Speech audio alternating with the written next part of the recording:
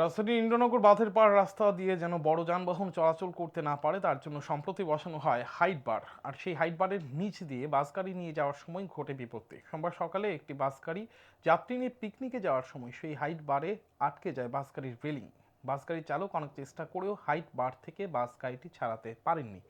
শেষ পর্যন্ত আয়রন কাটার দিয়ে বাস গাড়ির রেলিং কাটতে হয় এবং বাস গাড়িটি হাইট বার অতিক্রম করে। স্থানীয় এক যুবক জানায়, প্রশাসনের পক্ষ থেকে ইন্দ্রনগর বড় ব্রিজের কাছে বাঁধের পার রাস্তায় হাইট বার বসানো হয় যাতে করে বড় ধরনের যানবাহন এই রাস্তা দিয়ে চলাচল করতে না পারে। কিন্তু এদিন একটি বাস গাড়ি এই হাইট বারের নিচ দিয়ে যাওয়ার চেষ্টা করলে গাড়িটি আটকে পড়ে। গাড়ির চালককে বারে বারে নিষেধ করার পরও গাড়ির চালক গাড়ি নিয়ে ঢুকে পড়ে, যার কারণে এই বিপত্তিটি ঘটে।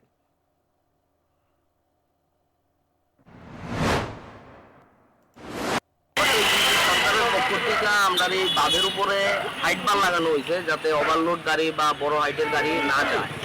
তো সেই সময় আজকে হঠাৎ করে কার্গিল বাজারে এই বাসটা বেআইনিভাবে যাইতেছিল ওইদিকে, তো হাইট বার লাগিয়ে গেছে না, কারণে অবজেকশন দেওয়া হয়েছে যে আপনারা গাড়িটাতে আর আটকায়েন না। তারা তারপরে যুদ্ধবস্তি করে গাড়িটাতে আটকানো পিছানো করে সেটা গাড়িটারও তো ক্ষতি হয়েছে, প্লাস হাইট বারও ভেঙে যায়, একটা নিচে পড়ে গেছে।